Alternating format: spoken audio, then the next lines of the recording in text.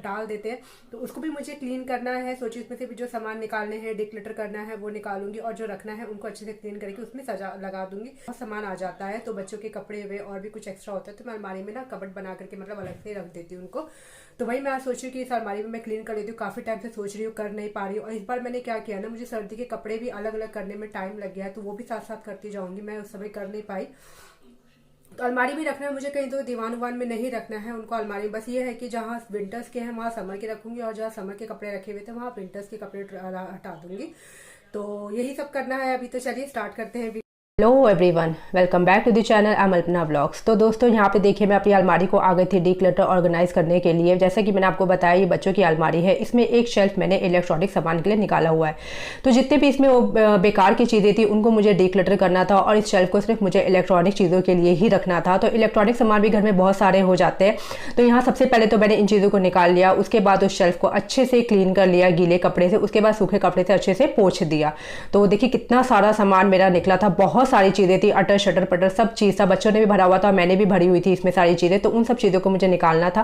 Clean करने के बाद देखिए ये एक पेपर आता है, मतलब प्लास्टिक का आता है, उसको मैंने अच्छे से यहाँ पे बिछा दी, जो कि मार्केट से ही लेकर के आई थी। बहुत अच्छा होता है, काफ़ी लंबे टाइम तक चलता है।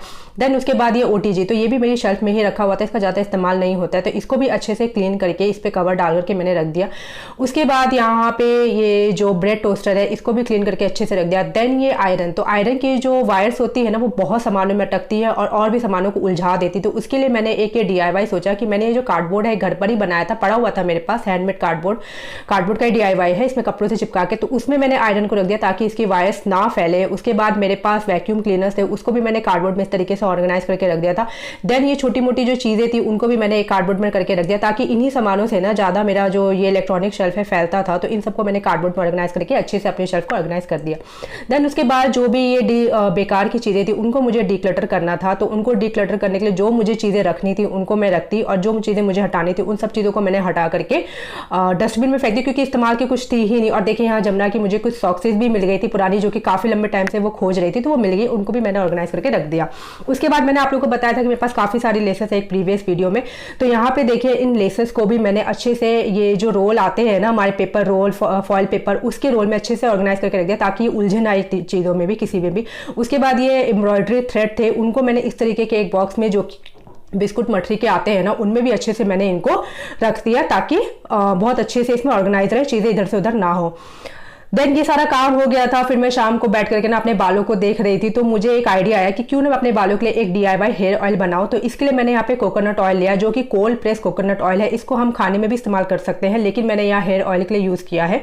तो यहाँ पे देखिए इंग्रेडिएंट्स मैंने क्या क्या डाले हैं। कलौंजी डाली है एक छोटी कटोरी मेथी डाला है, इसमें कड़ी पत्ता, गुड़हल के पत्ते, और उसके बाद जो प्याज के छिलके निकलते हैं ना वो सब मैंने इसमें डाल दिया है। और इसको बिल्कुल धीमी आंच पे, एकदम मतलब धीमी आंच पे इसको पकाना है, धीरे धीरे, ज़्यादा तेज आंच पे नहीं पकाना है, चीज़ें जलनी नहीं चाहिए, वो धीरे धीरे पकेंगी, ताकि उसकी जो भी न्यूट्रिएंट्स, जो भी चीज़ें हैं वो ऑयल में आ जाए। और देखिए ऑयल का कलर भी एकदम चेंज हो गया था। उसके बाद इस ऑयल को ना ठंडा करके मैंने एक शीशी में डाल दिया और यहाँ पे शीशी बंद करके रख दिया। तो इस तरीके से मेरा एक DIY हेयर ऑयल भी रेडी हो गया था। तो घर में देखिए कितनी सारी चीज़ें होती है ना, हमें ऑर्गेनाइज करना होता है, डीक्लटर करना होता है, अपने पे भी हमें ख्याल रखना होता है।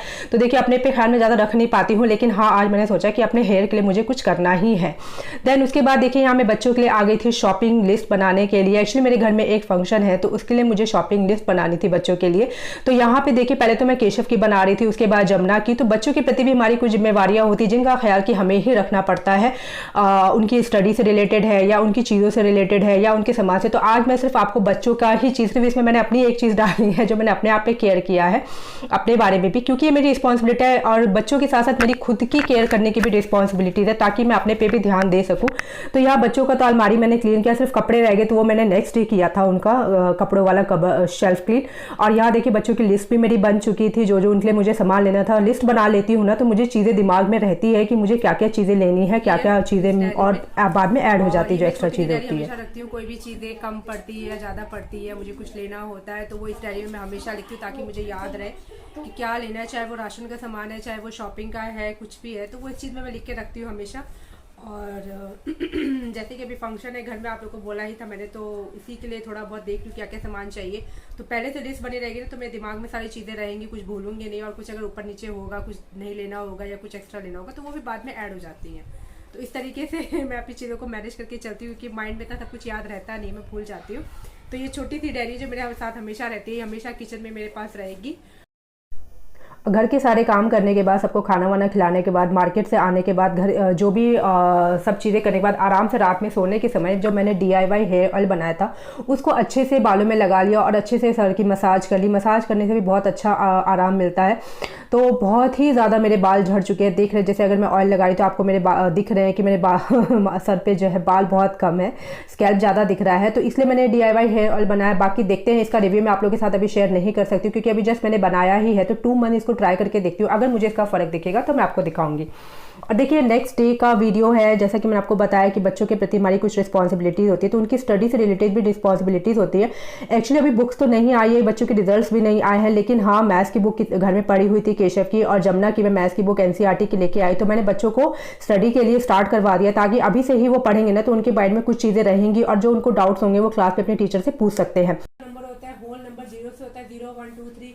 0 नेचुरल नंबर नहीं है, जितने भी नेचुरल नंबर है वो सब होल नंबर है, बट सारे होल नंबर्स नेचुरल नंबर्स नहीं है। अच्छा, इंटीजर्स जितने भी नंबर है सब नेचुरल नंबर भी इंटीजर्स में आते हैं, होल नंबर्स भी इंटीजर्स में आते हैं, but every integers not a natural number and not a whole number. सारे इंटीजर जो है ना तो वो नेचुरल नंबर है ना ही होल नंबर। क्यों? क्योंकि नेचुरल नंबर में नेगेटिव नंबर्स तो नहीं आते, होल नंबर में भी नेगेटिव नंबर्स आते हैं नहीं ना। तो इंटीजर्स क्या होता है, देखो जैसे कि 0, हाँ 0 जो है ना तो ये हमारा पॉजिटिव। और हाँ, इस बार मेरा ट्यूशन लेने का कोई ऐसा प्लान नहीं है, खासतौर पे होम ट्यूशन तो मैं बिल्कुल भी नहीं लूँगी। अगर घर के ट्यूशन आएंगे तो एक बार को सोचूंगी भी, क्योंकि इसकी वजह से मैं अपने बच्चों पे ध्यान नहीं दे पाती हूँ, खासतौर पे केशव पे जो कि थोड़ी लापरवाही बरत देता है। तो अभी मुझे बच्चों पे ज़्यादा ध्यान देने की ज़रूरत है। इस साल उन्होंने बहुत ज़्यादा मतलब प्रॉब्लम्स की हैं, तो इसलिए मैंने इस बार ट्यूशन्स नहीं लेना, मैंने ये सोचा है। इस बार मैं सिर्फ अपने यूट्यूब पे और बच्चों पे फोकस करूँगी, बाकी जो मेरे घर हाउस चोर्स होते हैं उन पे मेरे को फोकस करना है। तो देखिए यहाँ पे नेक्स्ट बच्चों को पढ़ाने के बाद मैं आ गई थी यहाँ अलमारी, बच्चों की जो कबर्ड्स है उनको क्लीन करने के लिए। तो बच्चों के विंटर्स के कपड़ों को ना मैंने अभी तक बढ़िया से मतलब इधर उधर नहीं किया था क्योंकि मुझे टाइम ही नहीं मिला। वो अलमारी में ही मुझे रखना था इन चीज़ों को, लेकिन जो समर्स के कपड़े उनको नीचे लाने थे और विंटर्स के कपड़े ऊपर जाने थे। तो सबसे पहले तो मैंने विंटर्स के कपड़ों को अलग कर लिया और जो भी समर्स के कपड़े थे उन सबको भी अलग करके इस तरीके से मैंने रख लिया है। तो ये भी एक चीज़ होती है, बच्चों की चीज़ें भी हमें ही क्लीन करके रखनी पड़ती है और जब ना करो तो बच्चे हम ही लोग को बोलते हैं कि आप हमारी चीज़ें क्लीन करके नहीं रखते हो। तो यहाँ पे जितने भी न्यू क्लोथ्स हैं, पुराने क्लोथ्स है घर में पहनने वाले, उन सबको मैंने इस तरीके से बढ़िया से ऑर्गेनाइज करके रख दिया था यहाँ पे अच्छे से। और तो इस तरीके से जो हमारी कुछ रिस्पॉन्सिबिलिटीज़ होती है, जो बच्चों के प्रति होती है, घर के प्रति होती है, जो कि हम एक बार में तो नहीं पूरी कर सकते, लेकिन हाँ एक टाइम मैनेजमेंट के साथ ना हम इन सब चीज़ों को अच्छे से कर सकते हैं। तो हमें अपने टाइम को मैनेज करके चलना बहुत बहुत बहुत ज़रूरी होता है और इस चीज़ को मैं अब ज़्यादा समझती हूँ। पहले मैं भी इस चीज़ को नहीं समझ पाती थी, लेकिन हाँ मुझे भी लगता है कि टाइम को मैनेज करके चलो और बच्चों पर हर चीज़ों पर ध्यान दो, घर के भी कामों पर ध्यान दो और एक्स्ट्रा भी कुछ करो। तो यहाँ देखिए जमुना की मस्ती चल रही थी और यहाँ पे देखिए मेरा तो ये मतलब काफ़ी लंबा टाइम गया इसमें भी, इसलिए जब मैंने वो शेल्फ क्लीन किया था इलेक्ट्रॉनिक वाला, उस समय मैं इस काम को नहीं कर पाई थी क्योंकि इसमें भी बहुत ज़्यादा टाइम जाना था। तो इसको मैंने नेक्स्ट डे किया अच्छे से और बहुत अच्छे से ये भी क्लीन हो गया था, सारे कबर्ड अच्छे से ऑर्गेनाइज हो गए थे।